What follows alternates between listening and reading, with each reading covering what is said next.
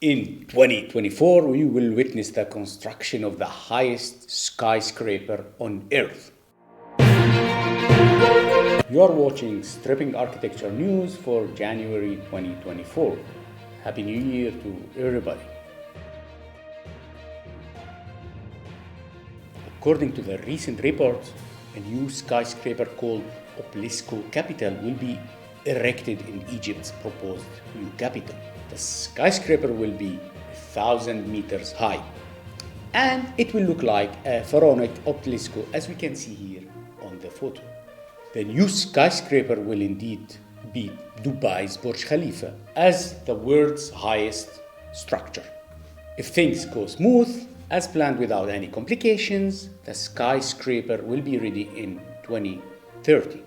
Better they have the money to accomplish this legendary project as soon as possible, because Tokyo is envisioning on kicking everyone's ass by erecting a 1,700-meter Sky Mile tower by 2045. Speaking of skyscraper, let's talk about galaxy scrapers, an elevator between ocean and the stars. The visual concept artist has developed a visionary proposal for creating an elevator between the Earth and captured asteroids. The major purpose of this creative design is to offer an alternative way of transport between the Earth and lower orbit. In this way, the expensive rocket engines can be replaced with technology that will offer less carbon emissions, less risks, and more efficiency. While these proposals remain quite conceptual, they are actually produced in cooperation with the star architect's office, Norman Foster. Space elevator related to architectural studio? Is this actually a sign that the pure capitalism and profit-driven architecture is draining our resources and building sites, and we are slowly transitioning towards urban development of the space? However, we must remain open-minded to all sorts of proposals. And next time, when the local subway escalator in your neighborhood is not working, just remember there is someone building a way out of this misery.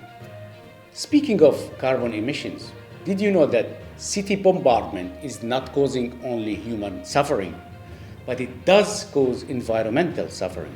New research reveals that the planet-warming emissions generated during the first 2 months of the Israeli bombardment of Gaza were greater than the annual carbon footprint of more than 20 of the world's most climate-vulnerable nations.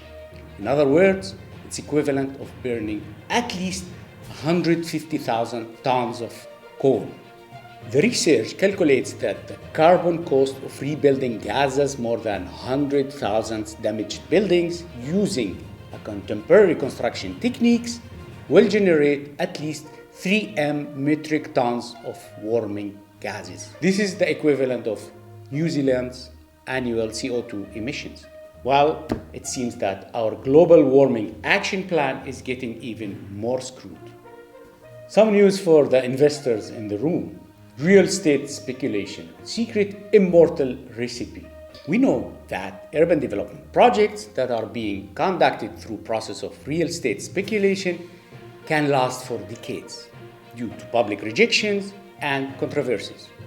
Now, some of us may wonder, how is it possible that one same project can remain alive even though it's not popular among the wider public?